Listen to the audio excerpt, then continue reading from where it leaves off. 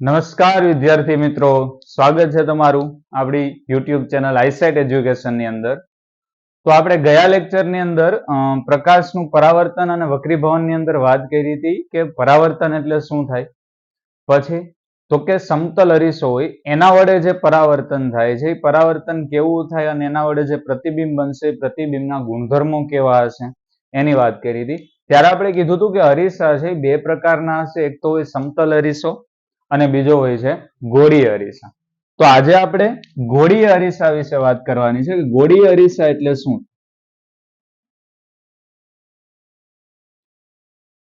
તો જે અરીસાની પરાવર્તક સપાટી છે, જે અરીસાની પરાવર્તક સપાટી, જો ગોળીય અરીસાની વાત કરીએ તો જે અરીસાની પરાવર્તક સપાટી વક્રાકાર હોય છે એને ગોળીય અરીસા કહેવાય. હવે એ વક્રાકાર કઈ બાજુ હોય છે એના આધારે ગોળીય અરીસાના બે પ્રકાર પડે છે. ગોળીય અરીસા જોવા જાય તો બે પ્રકારના છે, જેમાં એક આવશે અંતર્ગોળ અરીસો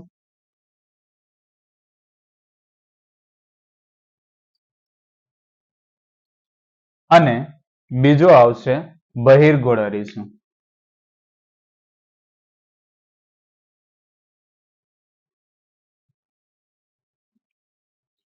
ગોળીય અરીસા એટલે મેં તમને કીધું એમ કે જે અરીસાની પરાવર્તક સપાટી, પરાવર્તક એટલે કે જ્યાં પ્રકાશ અથડાશે ને પાછો જશે એ બાજુની જે સપાટી હોય છે એને ગોળીય અરીસા એ બાજુની સપાટીને પરાવર્તક સપાટી કહેવાય.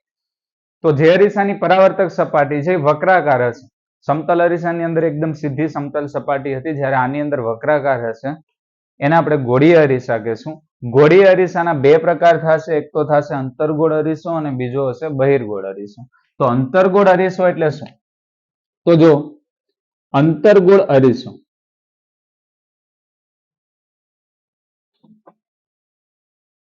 જે અરીસાની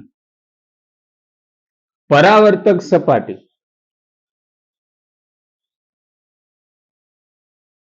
અંદરની બાજુ વક્રાકાર હોય. કઈ બાજુ? અંદરની બાજુ. અંદરની બાજુ વક્રાકાર હોય તેવા અરીસાને અંતર્ગોળ અરીસો કહેવાય.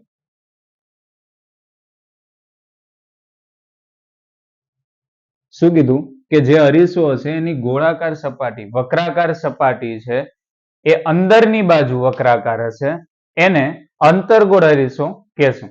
તો હવે અંદરની બાજુ એનો મતલબ શું થાય કે માની લ્યો કે હું આવી રીતે વક્રાકાર સપાટી કોઈ દોરું. જો ગોળીય અરીસાની વક્રાકાર સપાટી એટલે આવી રીતે આવી કોઈ સપાટી હશે જે કેવી છે? વક્રાકાર છે. એને આપણે શું કહેશું? ગોળીય અરીસા. હવે અંતર્ગોળ અરીસો એટલે શું કીધું છે કે જે અરીસાની અંદરની સપાટી, અંદરની બાજુ પરાવર્તક સપાટી છે અંદરની બાજુ વક્રાકાર હોય. એટલે કે મારે અંતર્ગોળ અરીસો દોરવો હોય તો હું આવી રીતે દોરીશ અને આ પાછળની જે ઉપરની બાજુ ઉપસેલી છે એને હું આવી રીતે લીટા કરી દઉં. એનો મતલબ કે એ બાજુ પોલિશ કરેલી. તો પરાવર્તક સપાટી કઈ થઈ? તો કે જે અંદરની બાજુ છે. એટલે આને શું કહેશું આપણે? અંતર્ગોળ અરીસો. હવે આપણે દોરશું આવી રીતે જ, પણ અંતર્ગોળ અરીસો તો કોઈ પણ રીતે હોઈ શકે. માનો કે હું આવી રીતે દોરું અને ઉપરની બાજુ આવી રીતે પોલિશ કરી દઉં તો આ પણ શું થઈ ગયો? અંદરની બાજુ વક્રાકાર છે તો અંતર્ગોળ અરીસો. આવી રીતે દોરું કે જેમાં નીચેની બાજુ આવી રીતે પોલિશ કરી નાખું તો આ અંદરની બાજુ જ વક્રાકાર છે તો આ અંતર્ગોળ અરીસો છે. માનો કે હું આવી રીતે દોરું જેમાં આ બહારની સપાટી છે અને આવી રીતે પોલિશ કરી દઉં તો અંદરની બાજુ છે એ વક્રાકાર છે એટલે આ પણ કેવો અરીસો થશે? અંતર્ગોળ અરીસો. તો આ હતું અંતર્ગોળ અરીસો કે જેમાં અંદરની જે પરાવર્તક સપાટી છે અંદરની બાજુ વક્રાકાર હોય છે, જેને આપણે અંતર્ગોળ અરીસો કહીએ છીએ. ચાલો બહિર્ગોળ અરીસાની વાત કરું. બહિર્ગોળ અરીસો.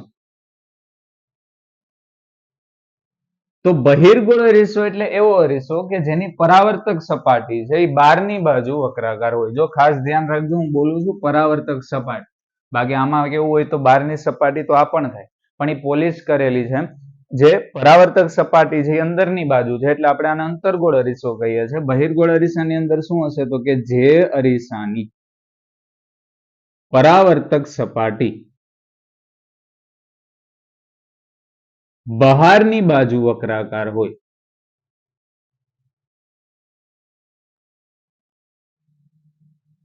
તેવા અરીસાને બહિર્ગોળ અરીસો કહે છે. હવે બહારની બાજુ વક્રાકાર એટલે આનું ઊંધું. આમાં જે બાજુ પોલિશ કરેલી છે એ બાજુ પરાવર્તક થઈ જશે. એનો મતલબ કે જો હું બહિર્ગોળ અરીસો મારે દોરવો હોય તો હું આવી રીતે દોરીશ કે જેમાં આ બાજુ આ કેવી છે, આ બાજુની સપાટી પરાવર્તક છે કે જ્યાં પ્રકાશ અથડાશે ને પાછો જાય, અને આ અંદરની જે બાજુ છે એ પોલિશ કરેલી છે. આને બીજી રીતે દોરવો હોય તો હું આવી રીતે દોરી શકું. અંદરની બાજુને હું પોલિશ કરી દઉં તો આમાંય બહારની બાજુ કેવી છે, પરાવર્તક છે. સોરી, બહારની બાજુ કેવી છે, પરાવર્તક સપાટી છે. તો આ પણ કયો છે, બહિર્ગોળ અરીસો. આવી રીતે દોરી દઉં કે જેમાં નીચે આવી રીતે પોલિશ કરી નાખું, પરાવર્તક સપાટી બહારની બાજુ છે તો આ પણ બહિર્ગોળ અરીસો થશે. માનો કે આવી રીતે દોરી નાખીએ કે જેમાં અંદરની બાજુને હું પોલિશ કરી દઉં તો આ પણ બહિર્ગોળ અરીસો જ કહેવાશે કે જેમાં પરાવર્તક સપાટી છે એ બહારની તરફ છે. તો અંતર્ગોળ અરીસો એટલે એવો અરીસો કે જેમાં પરાવર્તક સપાટી અંદરની તરફ હોય, જ્યારે બહિર્ગોળ અરીસો એટલે એવો અરીસો કે જેમાં પરાવર્તક સપાટી બહારની બાજુ વક્રાકાર હોય, ઉપસેલી હોય. આમાં અંદરની બાજુ વક્રાકાર હશે. બરોબર. તો હવે આપણે જ્યારે પણ કોઈ પણ અરીસો અંતર્ગોળ અરીસો દોરવાનો થશે તો આવી રીતે દોરવાનો થશે. આ જે છે એ કે જેમાં આ બાજુની સપાટી, ડાબી બાજુની સપાટી કેવી હોય, પરાવર્તક. અને બહિર્ગોળ અરીસાની વાત કરીએ તો બહિર્ગોળ અરીસામાં એવી સપાટી દોરશું કે જેમાં પરાવર્તક સપાટી છે ડાબી બાજુ રહેશે. એટલે કે આ તો માત્ર સમજાવવા માટે કે આવી રીતે પણ અંતર્ગોળ અરીસા અને બહિર્ગોળ અરીસા હોય છે. એવું જરૂરી નથી કે હું આવી રીતે જ દોરી નાખું તો આને એકને જ અંતર્ગોળ અરીસો કહેવાય. શું આને ન કહેવાય? આને શું બહિર્ગોળ કહેવાય? ના, આ પણ અંતર્ગોળ જ છે. આમાં અંદરની બાજુ કેવી છે, પરાવર્તક. પણ આવી રીતે દોર્યો છે, આને મેં ઉલટી રીતે દોરેલો છે. જ્યારે આમાં તો શું છે તો કે પરાવર્તક સપાટી જ બહારની તરફ થઈ ગઈ, આમાં પરાવર્તક સપાટી અંદરની તરફ હતી. તો આ બે હતા અંતર્ગોળ અરીસો અને બહિર્ગોળ અરીસો. ચલો, અંતર્ગોળ અરીસા અને બહિર્ગોળ અરીસાની અંદર અમુક સંજ્ઞા છે જેના વિશે અભ્યાસ કરવાનો છે કે કોને શું કહેવાય. જેની અંદર વક્રતા કેન્દ્ર આવશે, મુખ્ય કેન્દ્ર આવશે, અરીસાનું ધ્રુવ પી આવશે. એ બધું કોને કહેશું એના વિશે વાત કરીએ. તો ચાલો, પહેલા તો મારે અંતર્ગોળ અરીસો અથવા બહિર્ગોળ અરીસો એ બનાવવો હોય તો હું કેમાંથી બનાવી શકું. માની લ્યો હું એક આવી રીતે ગોળો વિચારું, બરોબર, વર્તુળાકાર એક કાચનો ગોળો આવી રીતે વિચારું છું. હવે આ ગોળામાંથી હું આ બાજુ અને આ બાજુ બંને કટ કરી નાખું. એનો મતલબ મારી પાસે શું આવી ગયું, આ બાજુની વક્રાકાર સપાટી, આ બાજુની વક્રાકાર સપાટી. હવે આની અંદર હું કોઈ પણ એક બાજુ અંદરની બાજુ પોલિશ કરી દઉં અને કોઈ પણ એક બાજુ બહારની બાજુ પોલિશ કરી દઉં. બરોબર. તો માની લો કે આની અંદર હું બહારની તરફ આવી રીતે પોલિશ કરી નાખું તો આ શું બની ગયું, અંતર્ગોળ અરીસો કે જેમાં અંદરની સપાટી વક્રાકાર છે, પરાવર્તક સપાટી અંદરની તરફ છે. જ્યારે આની અંદર હું શું કરું તો કે આની અંદર હું અંદરની બાજુ છે એને હું પોલિશ કરી નાખું. એનો મતલબ કે આમાં બહારની સપાટી છે એ કેવી છે, પરાવર્તક છે. જે વક્રાકાર સપાટી બહારની તરફ છે કેવી છે, વક્રાકાર. આની અંદર અંદરની તરફની સપાટી કેવી છે, વક્રાકાર. તો આ આપણી પાસે થઈ ગયો અંતર્ગોળ અરીસો, આ આપણી પાસે થઈ ગયો બહિર્ગોળ અરીસો. હવે જો આ ગોળાનું કેન્દ્ર વિચારવું હોય તો અહીંયા ક્યાંક હશે, બરોબર. હવે મારે આની અંદર આ જે મેં અરીસો દોર્યા છે બંને બાજુ, એનું કોઈ કેન્દ્ર વિચારવું હોય તો એના ઉપર આ થશે, અહીંયા ક્યાંક. ચલો, હવે આની અંદર અમુક સંજ્ઞા છે જેના વિશે આપણે આનો ખ્યાલ હોવો જોઈએ. જેમ કે સૌથી પહેલા આવશે વક્રતા કેન્દ્ર. શું આવશે, વક્રતા કેન્દ્ર, જેને આપણે કેપિટલ સી વડે દર્શાવશું. કોના વડે, કેપિટલ સી વડે. બરોબર. હવે વક્રતા કેન્દ્ર કોને કહેશું તો કે જે અરીસો એ જે ગોળામાંથી બનાવેલો એ ગોળાના કેન્દ્રને તે અરીસા માટેનું વક્રતા કેન્દ્ર સી કહેશું. એટલે આને હું શું કહી શકું, આ જે કેન્દ્ર અહીંયા દોર્યું છે એને હું શું કહીશ, સી. કોના માટે, આ અરીસા માટે, આ અરીસા માટે. એટલે વક્રતા કેન્દ્રની વ્યાખ્યા આપીએ તો શું થશે તો કે અરીસો જે ગોળાનો ભાગ છે તે ગોળાના કેન્દ્રને તે અરીસાનું વક્રતા કેન્દ્ર સી કહે છે. એટલે અરીસો જે ગોળામાંથી બનાવેલો હશે એ ગોળાના કેન્દ્રને આપણે શું કહેશું? એનું વક્રતા કેન્દ્ર સી. એના પછી આવશે ધ્રુવ, જેને આપણે કેપિટલ પી વડે દર્શાવશું. હવે ધ્રુવ પી એટલે શું થાય? તો કે અરીસાની સપાટી ઉપરના મધ્ય બિંદુને અથવા અરીસાની સપાટી ઉપર જે બિંદુ આવેલું હોય અરીસાના કેન્દ્રને એને શું કહેવાય? ધ્રુવ એટલે હું શું કહીશ? તો કે અરીસાના કેન્દ્રને ધ્રુવ પી કહે છે. અથવા અરીસાના મધ્ય બિંદુને પણ શું કહેવાય? ધ્રુવ પી. એટલે આ જે અરીસો છે એમાં મધ્ય બિંદુની વાત કરવી હોય તો અહીંયા આ શું થશે? આપણું અરીસાનો ધ્રુવ પી. હવે હજી એક વસ્તુ આવશે જેને આપણે કહીએ છીએ મુખ્ય અક્ષ.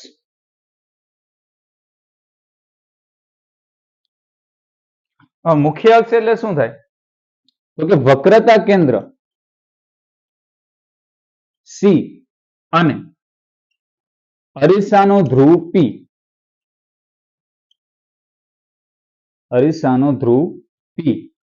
માંથી પસાર થતી રેખાને મુખ્ય અક્ષ કહે છે. આની અંદર હજી એક આવશે. માનો કે હું આ જે અહીંયા અરીસાનો આ જે છેડો છે એને હું કહી દઉં એ, આ જે છેડો છે એને હું કહી દઉં બી. તો આ જે એ થી બી સુધીનું જે અંતર છે એને કહેવામાં આવે દર્પણ મુખ. શું કહેવાય? દર્પણ મુખ. એટલે અરીસાનું મોઢું એવું કહી શકે. દર્પણ એટલે અરીસો થાય. એને શું કહેવાય? તો કે એ થી બી સુધીના અંતર દર્પણ મુખ કહેશું.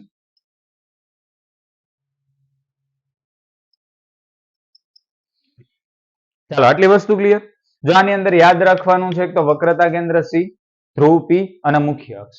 બરોબર. વક્રતા કેન્દ્ર સી કોને કહેશું? કે અરીસો જે ગોળામાંથી બનાવેલો છે એ ગોળાના કેન્દ્રને તે અરીસા માટે તેનું વક્રતા કેન્દ્ર સી કહે. પછી આવશે ધ્રુવ પી. તો કે અરીસો છે એની સપાટી ઉપરના જે મધ્ય બિંદુ છે અથવા અરીસાના કેન્દ્રને આપણે શું કહેશું? ધ્રુવ પી. પછી મુખ્ય અક્ષ તો કે વક્રતા કેન્દ્ર સી અને આ છે આપણો અરીસાનો ધ્રુવ પી. આ અરીસાનો ધ્રુવ પી અને વક્રતા કેન્દ્ર સી માંથી આવી રીતે જે લાઈન પસાર થશે સીધી, બરોબર છે, એને આપણે શું કહેશું? મુખ્ય અક્ષ.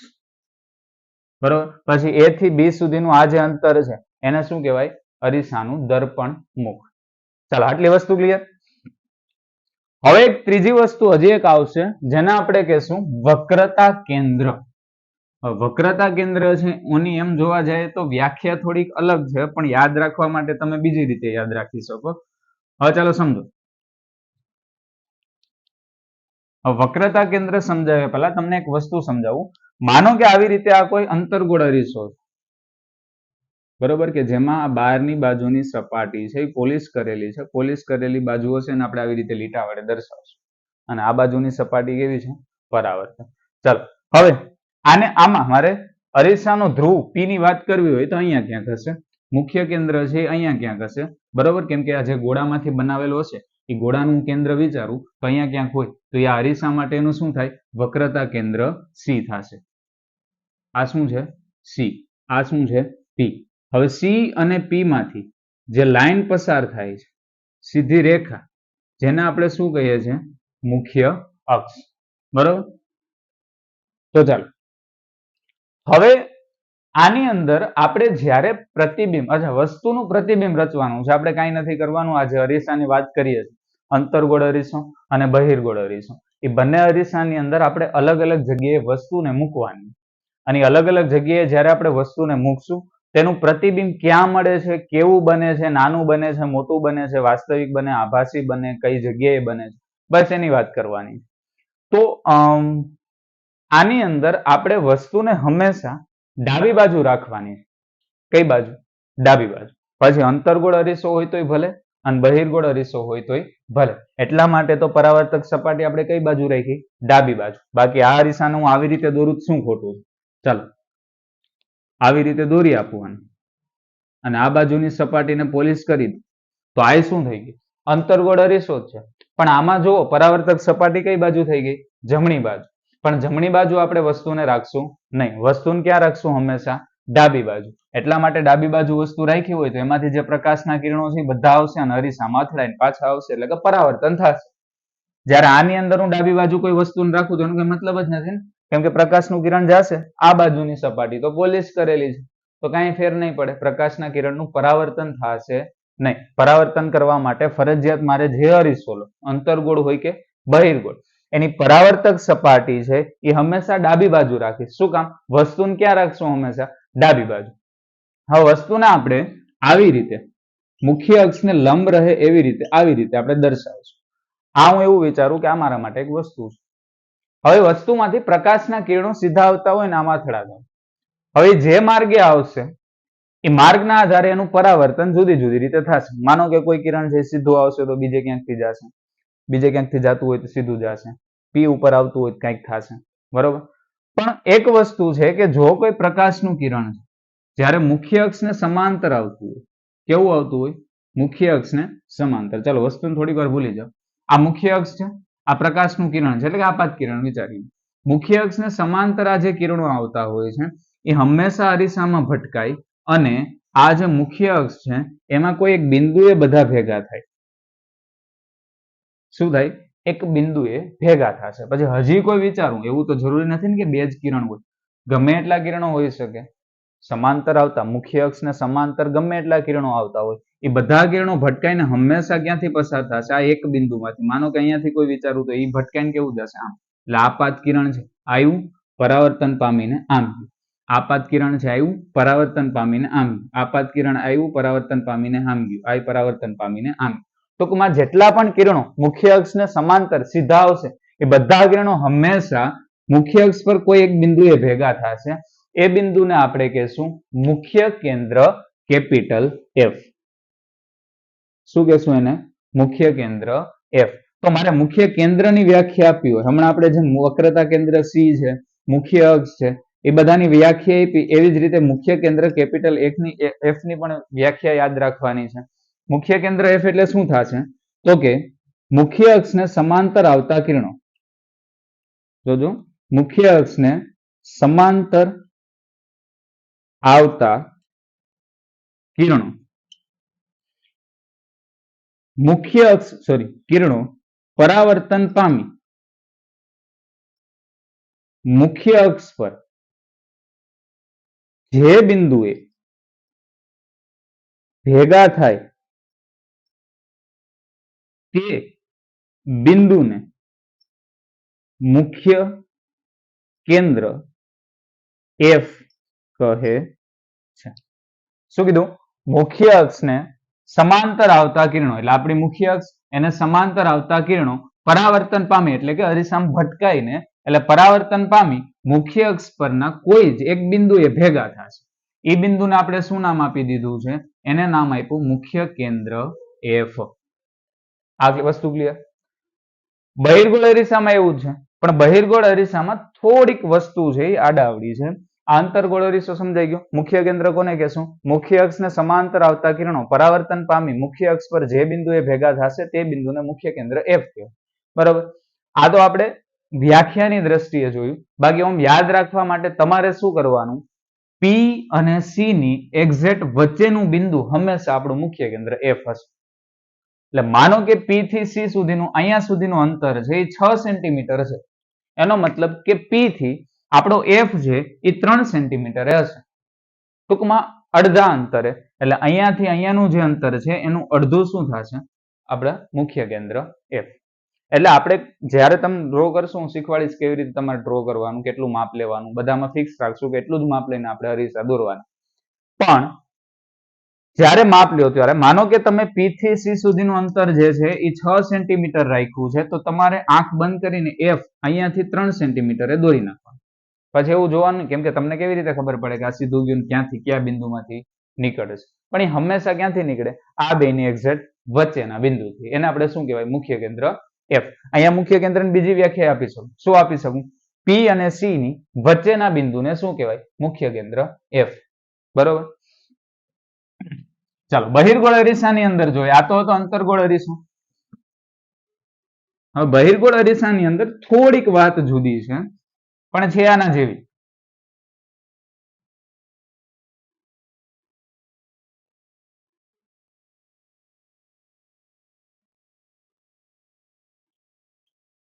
ચાલો, આ થઈ ગયો આપણો બહિર્ગોળ અરીસો કે જેમાં બહારની સપાટી કેવી છે? પરાવર્તક. જો મેં પરાવર્તક સપાટી ડાબી બાજુ જ રાખી છે. શું કામ? પ્રકાશના કિરણો બધા એ બાજુથી આવશે. બરોબર, જમણી બાજુ રાખશું નહીં. એટલે પરાવર્તક સપાટી આપણી ડાબી બાજુ રહી એવી રીતે રાખી દેવાની. પછી અરીસાના કેન્દ્રને આપણે કહી દેશું,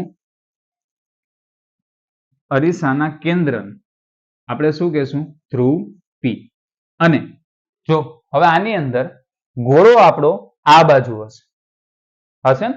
આપણે વાત કરી હતી કે અરીસો જે ગોળામાંથી બનેલો હશે, એનો મતલબ કે આવી રીતે વિચારો, આનો ગોળો વિચારો તો આવી રીતે ગોળો હશે, એમાંથી આ અરીસો બનાવેલો હશે.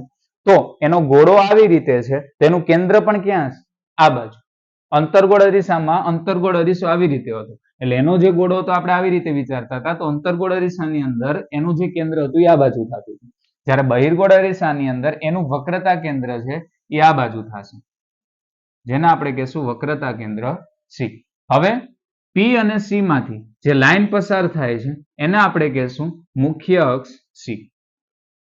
બરોબર, પી અને સી માંથી જે સીધી રેખા પસાર, આ બે એક જ બિંદુએ ટૂંકમાં સીધી રેખાની અંદર હશે. બરોબર, સમાંતર. હવે એમાંથી જે લાઈન પસાર થાય એને આપણે કહી દીધી મુખ્ય અક્ષ. હવે આની અંદર વિચારો કે વસ્તુ કઈ બાજુ હશે?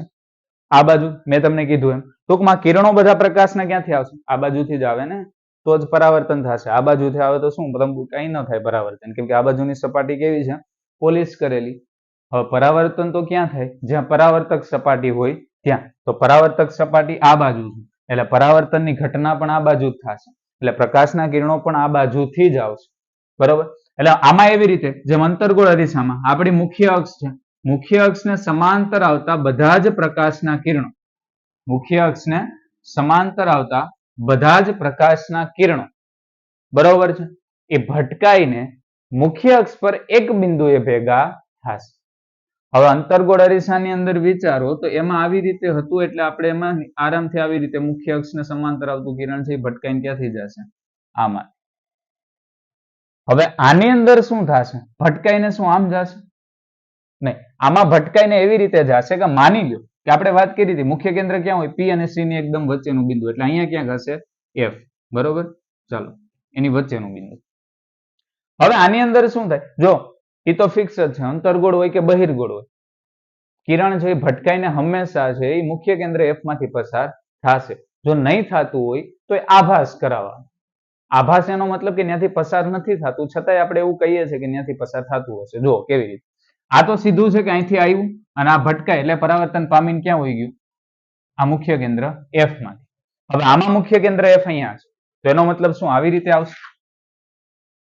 આમ જ થયું ને, મુખ્ય કેન્દ્ર મુખ્ય કેન્દ્ર એફ ની વ્યાખ્યા શું હતી? તો કે એફ માંથી પસાર થાય. ટૂંકમાં આ બે ની વચ્ચેનું જે બિંદુ છે એ પરાવર્તન. આમ ન થાય. શું કામ ન થાય? આ સપાટી કેવી છે? પરાવર્તક. કિરણ ફરજિયાત અથડાઈને પાછું વહી જશે, પછી ગમે ત્યાં થાય ભલે. હમણાં ક્યાંથી જાય તમને કહું, પણ શું થશે? ભટકાઈને પાછું વળી જશે ને, સીધે સીધું તો આવશે નહીં, એટલે એફ માંથી પસાર થવાનું છે. તો એની અંદર શું થશે? એની અંદર એવો આભાસ થશે કે ક્યાંથી પસાર થાય છે? એફ માંથી. ક્યાંથી? એફ માંથી પસાર થાય છે એવો આભાસ થશે, એટલે હું આવી રીતે ડોટેડ લાઈન દોરું છું. પણ એ જાતું ક્યાં હશે? જો આ રેખાને સીધી આપણે વિચારીએ તો આવી રીતે થતું હશે. આ પ્રકાશનું કિરણ આવ્યું, ભટકાઈને ક્યાં ગયું? આમ. પણ એ જે કિરણ ભટકાઈને આમ જાય છે એને આપણે પાછળ લંબાવશું ને તો એ હંમેશા એફ માંથી જ પસાર થતું હશે. એનો મતલબ કે અંતર્ગોળ અરીસામાં વાસ્તવમાં એફ માંથી પસાર થાય છે, જ્યારે બહિર્ગોળ અરીસામાં આપણે પાછળ લંબાવીને જોઈએ છે એફ માંથી પસાર થાય છે કે નહીં. થાય તો છે જ, પણ એવો આભાસ કરાવીએ છીએ. વાસ્તવમાં શું થાય છે? અથડાઈ નહીં આમ જાય. એનો મતલબ કે જ્યારે તમે આ દોરો ત્યારે આ જે લીટી હશે તમારી એ કેવી હશે? એકદમ સીધી. એટલે જે કિરણ, જો આ આપણે દોરવા માટે શું કરવાનું? પેલા અહીંથી સીધું કિરણ આવી રીતે જવા દેવાનું, આપણું આપાત કિરણ. પછી આપણે પાછળ આવી રીતે ડોટેડ લાઈન કરી સ્કેલથી અને એફ માંથી કિરણ પસાર કરવાનું. પછી એને જ આપણે સીધું આવી રીતે આગળ ખેંચી લેવાનું. બાકી ઓમ જોવા જાય તો શું થાય? તો કે એ ભટકાય અને આમ જાતું હોય, એને પાછળ લંબાવો એટલે એફ માંથી જ જાતું હોય. પણ જ્યારે તમે દોરતા હોય ત્યારે તમારાથી આડાવડું થઈ શકે. કેવી રીતે? તમે ભટકાય ને કિરણ આમ જવા દો તો ચાલો, કિરણ છે આમ હોય તો એ કેવી રીતે જશે? અહીંયાથી છે ને, જો પાછળથી લંબાવો તો એ સીધે સીધું અહીંયા આવે. પણ અહીંયા થોડું એફ હોય. એફ ક્યાં છે? અહીંયા. એનો મતલબ પહેલા તમારે આ લાઈન દોરી લેવાની ને પછી એને સીધું આગળ લંબાવવા. એટલે સરળતાથી આપણને ખ્યાલ આવી જાય કે પાછળથી એફ માંથી પસાર થાય છે. આની વ્યાખ્યા આપી હોય તો મુખ્ય કેન્દ્રની બહિર્ગોળ અરીસાની અંદર તો કે મુખ્ય અક્ષને સમાંતર આવતું કિરણ પરાવર્તન પામી અને જે દિશામાં આગળ જશે એ દિશામાં કિરણને પાછળ લંબાવતા જે બિંદુએ ભેગું થતું હશે એટલે કે આભાસ થતો હશે તે બિંદુને તે અરીસા માટે તેનું મુખ્ય કેન્દ્ર કહેવાય. આ યાદ રાખવા સોરી વ્યાખ્યા છે. તમારે ઇઝીલી યાદ રહે સરળતાથી. તમારે જ્યારે આકૃતિ દોરો અંતર્ગોળ અરીસાની કે બહિર્ગોળ અરીસાની ત્યારે તમારે શું કરવાનું તો કે મુખ્ય અક્ષ ઉપર જ્યાં પી અને સી છે એ બેની વચ્ચેનું બિંદુ છે એને આપણે કહી દઈશું એફ. એટલે અહીંયાથી અહીંયા સુધીનું અંતર 6 સેન્ટીમીટર લ્યો તો 3 સેન્ટીમીટર તમારે લઈ લેવાનો એફ. બરોબર. પછી 3 સેન્ટીમીટર અહીંયાથી લ્યો તોય ચાલે, 3 સેન્ટીમીટર અહીંયાથી લ્યો તોય ચાલે. બંને બાજુથી સરખું જ થશે. બરાબર. તો આ તો વાત હતી મુખ્ય કેન્દ્ર માટેની. બરોબર. હવે આગળ જોઈએ કે અલગ અલગ જો હું પેલા ખાલી અંતર્ગોળ અરીસાની વાત કરું પછી બહિર્ગોળ અરીસાની વાત કરશું કે અંતર્ગોળ અરીસાની અંદર એવું જરૂરી તો નથી ને કે મુખ્ય અક્ષને સમાંતર જ કિરણો આવતા હોય. જો કેવી રીતે કહું છું, આવી રીતે અંતર્ગોળ અરીસો છે. બરોબર છે. હવે અંતર્ગોળ અરીસાની અંદર જ્યારે અહીંયા પી હશે, બરોબર, હું પેલા આવી રીતે મુખ્ય અક્ષ દોરી નાખું છું ને પછી એની ઉપર સી. ચાલો અહીંયા શું હશે? સી. અને એ બેની વચ્ચે આપણે શું કરી નાખશું? એફ. ચાલો આ વસ્તુ ક્લિયર. હવે જુઓ એવું જરૂરી તો નથી ને કે આ મુખ્ય અક્ષને સમાંતર જ કિરણો આવતા હોય. હવે કોઈ વસ્તુ હોય છે, માનો કે અહીંયા એક બલ્બ છે તો બલ્બમાંથી પ્રકાશના કિરણો તો બધી દિશામાં જશે ને. એવું તો નથી કે સીધું જ જશે. પ્રકાશનું કિરણ આમે જશે, આમે જશે, આમે જશે, આમે જશે, આ બાજુ આવશે, તમારી બાજુ આવશે, બધે જશે. એનો મતલબ કે આ બાજુ કોઈ વસ્તુ હશે તેમાં પ્રકાશનું કિરણ સીધું જતું હશે, ત્રાસું જતું હશે, સીધું અહીંયા ભટકાતું હશે, ગમે ત્યાં જતું હશે. તો એ અલગ અલગ માર્ગે જતું હોય ત્યારે એનું પરાવર્તન કેવી રીતે થાય એમાં અલગ અલગ આપણે 4 કિરણો એવા છે કે જેના વિશે વાત કરવાની છે કે જે ભટકાઈને કઈ બાજુ જાય. એ જે બાજુ જશે ત્યાં એનું પ્રતિબિંબ બનશે. પ્રતિબિંબ કેવી રીતે બનશે આગળ કહું, પણ પહેલા વિચારો કે જો કોઈ પ્રકાશનું કિરણ છે એ આવી રીતે મુખ્ય અક્ષને સમાંતર આવતું હોય, પેલો નિયમ કેવું હોય કહી શકાય કે મુખ્ય અક્ષને સમાંતર આવતા કિરણો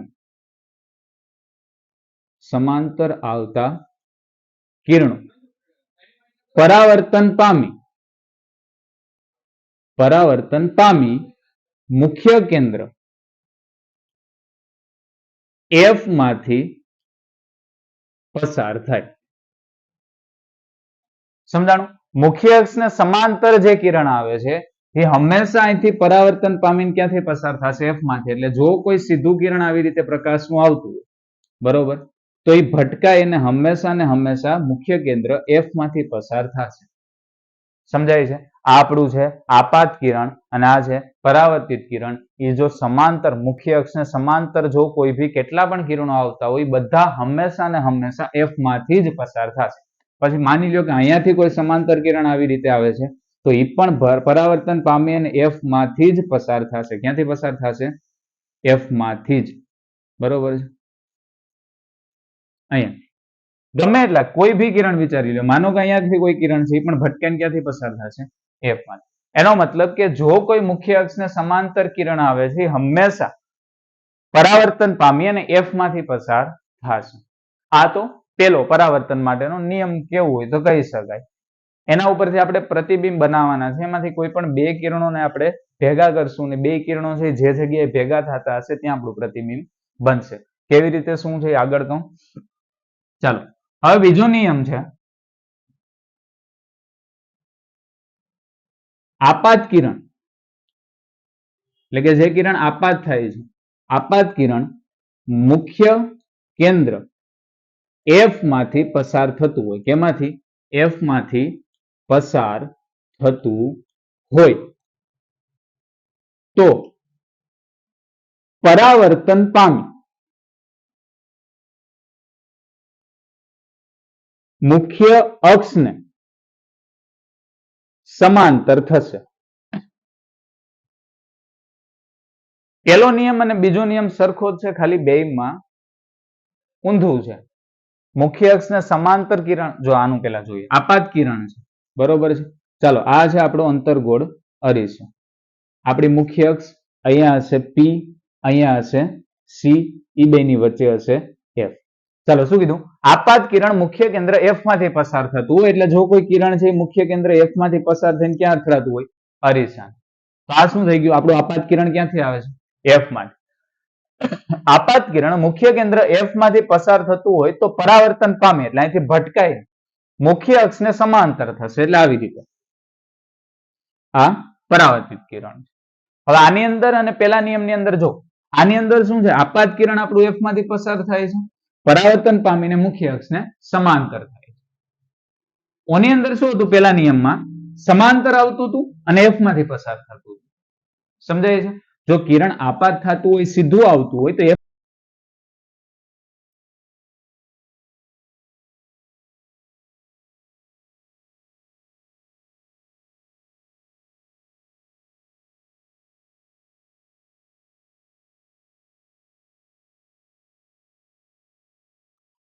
બરોબર. આપાત કિરણ એને કહી શકાય. આપાત કિરણ છે એટલે કે વસ્તુમાંથી જે કિરણ આવે છે એ પણ કહી શકાય. આપાત કિરણ છે જો એ અરીસાના ધ્રુવ પી પર આપાત થતું હોય તો તેટલા જ ખૂણે પરાવર્તન પામે છે. આનો મતલબ શું? આપાત કિરણ છે અરીસાના ધ્રુવ પી ઉપર, એટલે માની લો કે આ છે આપણી પાસે અંતર્ગોળ અરીસો, કે જેની બહારની સપાટીને હું કરી દઉં પોલીસ અને વક્રાકાર સપાટી રાખું અંદરની બાજુ, એટલે આપણો બની ગયો અંતર્ગોળ અરીસો. ચાલો આ છે આપણી મુખ્ય અક્ષ, જેમાં અહીંયા ક્યાંક હશે પી, બરોબર છે, અહીંયા ક્યાંક હશે સી અને એ બે ની વચ્ચે હશે એફ. બરોબર.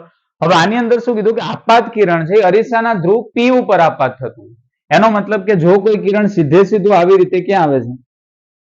અરીસાના ધ્રુવ પી ઉપર, તો એ અહીંયા ક્યાંક ખૂણો બનાવે છે. જો મુખ્ય અક્ષ સાથે એવું ઘડીક વાર વિચારી લ્યો કે આ જે ભાગની અંદર આ છે ત્યાં કેવી રીતે સમતલ અરીસો હશે, ત્યાં આવી રીતે કોઈ કિરણ આપાત થાય છે, આ એને સપાટીને દોરેલો લંબ છે, તો તમને ખબર છે કે અહીંયા જે ખૂણો બનશે એ જ અહીંયા ખૂણો બનશે. એટલે અહીંથી આપાત કિરણ આવે છે એટલે અહીંયા કંઈક ખૂણો બનાવશે. આપાત કિરણ છે એટલે જે ખૂણો બનાવશે એને આપણે કહીએ છીએ આ, એટલે કે આપાત કોણ. હવે શું થાય છે? અહીંયાથી કેટલા ખૂણે પરાવર્તન પામે છે? તેટલા જ ખૂણે. એનો મતલબ કે અહીંયા છે આપાત કોણ બને છે એટલો જ શું બનશે? પરાવર્તન કોણ. એટલે કે આવી રીતે. એટલે અહીંયા જે ખૂણો બનશે એને આપણે કહીએ છીએ આર, એટલે કે પરાવર્તન કોણ. એટલે આપણું આપાત કિરણ છે, આ પરાવર્તિત કિરણ છે. આપાત કિરણે જે ખૂણો બનાવ્યો એને આપાત કોણ, અને આ પરાવર્તિત કિરણે જે ખૂણો બનાવ્યો એ આ પરાવર્તિત કોણ. એ બંને કેવા હશે? સરખા. એનો મતલબ કે આઈ બરાબર શું થયું? આર. આ બંનેના મૂલ્ય કેવા છે? સરખા. કેવી રીતે દોરવાનું તમને શીખવાડીશ. માનો કે તમે આ એક લાઈન ની અંદર આવી રીતે દોર્યું, એક લાઈન વિચારો, અહીંયા એક ટપકું કરો, બરોબર છે, અને સ્કેલ રાખવાની, નીચે આવી રીતે એક લાઈન વિચારો અને ન્યા એક ટપકું કરો, બરોબર. એ બે જ્યાં લાઈન ભેગી થતી હશે ત્યાંથી તમે આ બિંદુથી ઈ બિંદુને જોડી દો, એટલે તમારો આ ખૂણો ને આ ખૂણો કેવો થઈ જાય? સરખો. તો ત્રીજું શું હતું? કે આપાત કિરણ છે એ અરીસાના ધ્રુવ પી ઉપર જ્યારે આપાત થાય છે ત્યારે એ પરાવર્તન પામીને તેટલા જ ખૂણે હોય. એટલે અહીંયા આપણો આઈ અને આર કેવા છે? સરખા છે. એટલે આ જેવી રીતે આવે છે એવી જ રીતે એની બીજી સાઈડ શું થાય છે? એનું પરાવર્તન. ચલો આ વસ્તુ ક્લિયર. હવે એના પછી છેલ્લું, હવે એક બાકી.